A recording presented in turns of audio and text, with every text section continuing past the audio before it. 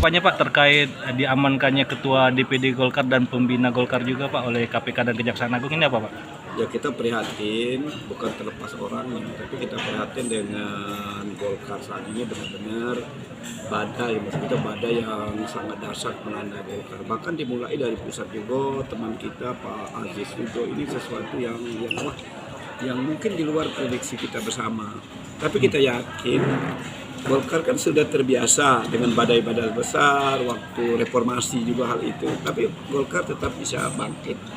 Makanya harapan kita sebagai seperti saya, orang yang dari 2008 diusung oleh Golkar, 2013 oleh Golkar dan 2018 Golkar dan juga masih oleh Golkar, kita mengajak mari kepada kita bersama yang selama ini ada berseberangan di sana sini. Nah di saat ini kita penting hilangkan perbedaan. Tapi Golkar yang paling utama, itu harapan kita. Apalagi sebentar lagi kita akan pileg, akan pilpres, akan juga pilkada. Nah tentunya kan kita berharap, ya walaupun kita tidak bisa mendominasi seperti dahulu, paling tidak ya masuk 3 besar lah. Jangan sampai Golkar jadi anjlok kabar. Kuncinya, lupakan perbedaan, mari kita bersatu. Golkar adalah segala-galanya. Itu harapan kita kepada seluruh teman-teman kader Golkar yang ada di Sumatera Selatan. Jadi ego pribadi itu hilangkan dulu di saat-saat seperti ini. Pak berarti akan ada pertemuan antar pengurus nantinya Pak agar untuk menyatukan persepsi untuk membesarkan Golkar sendiri? Nanti kan akan diangkat PLT mungkin kan dari Jakarta, karena PLT itu tidak boleh, menurut informasi aturan diangkat Jakarta.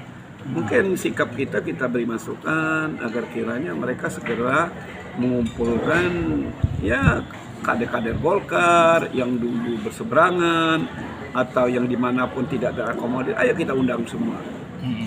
Itu harapan kita kepada PLT nantinya itu. Bagaimana kalau Bapak sendiri yang akan ditunjuk menjadi Ketua DPD Provinsi Pak? Mungkin itu belum terpikiran bagi kita, karena bagi kita itu adalah Golkarnya dulu, kaget lah. Masalah siapa yang memimpin, siapa yang jadi ketuanya, itu urusan belakang. Urusan utama itu adalah bagaimana sih Golkar ini supaya bisa supaya bisa terselamatkan. Karena badai ini benar besar, apalagi Golkar sekarang orang-orang hebat semua kan. Tentunya takutnya kepercayaan masyarakat si pemilih terhadap Golkar itu akan bias, akan hilang, akan ambruk dengan kejadian ini. Nah itu harapan kita. Nah bagaimana mengembalikan pemilih ini agar kiranya dia tetap konsen dengan Golkar, bahkan tetap memilih Golkar. Itu harapan kita. Karena itu pribadinya, artinya bukan Golkarnya, itu harapan kita. Kalau itu terjadi Pak, benar-benar kita yang dipilih apa kita siap? Kita tidak berangan-angan, kita belum memikirkan hal-hal yang tersebut. Karena PDIP belum berangan-angan. Yang penting Golkar ini gimana selamatkan. Aku sedih.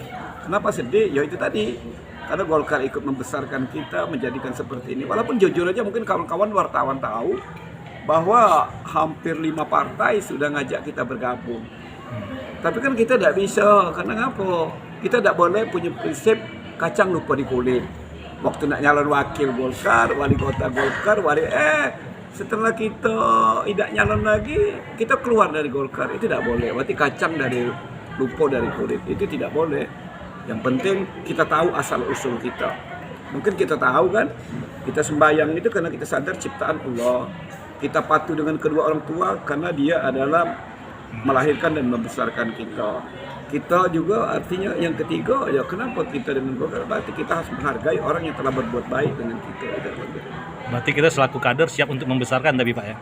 Sebagai kader, ya kita keinginan Golkar itu bukan seperti dulu, bahkan lebih dari dulu. Mungkin bisa seperti sebelum reformasi itu. Kuncinya ya lupakan perbedaan, itu harapan kita. Tapi kalau kader menghendaki kita Pak, berarti siap gitu Pak? Ada komunikasi Pak? Apa? Sejauh ini komunikasi?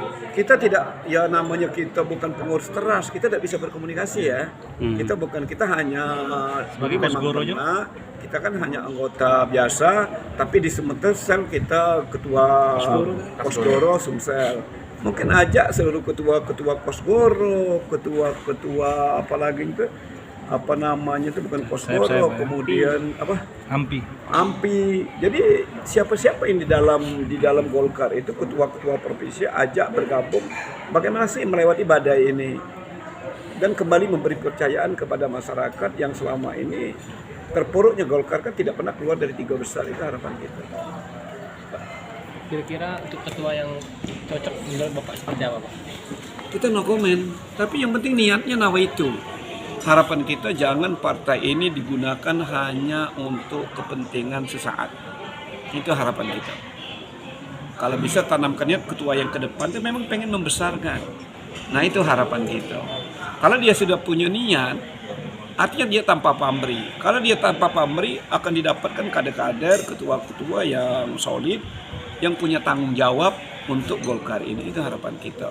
Jangan nanti punya ketua, punya keinginan, oh kalau ketua pengen gini, kalau gini-gini. Saat tidak dicalonkan dia misalnya kalau bahasa Palembangnya merajuk. Itu berarti dia tidak ikhlas memimpin Golkar. Itu harapan kita. Pemilihan ketua Golkar provinsi, waktu itu ada konflik antara Pak Kahar dengan Pak Alex, kita tidak nyalon. Nah kita kuncinya itu kita mau apabila tidak terjadi konflik maksud kita itu. Nah itu harapan kita.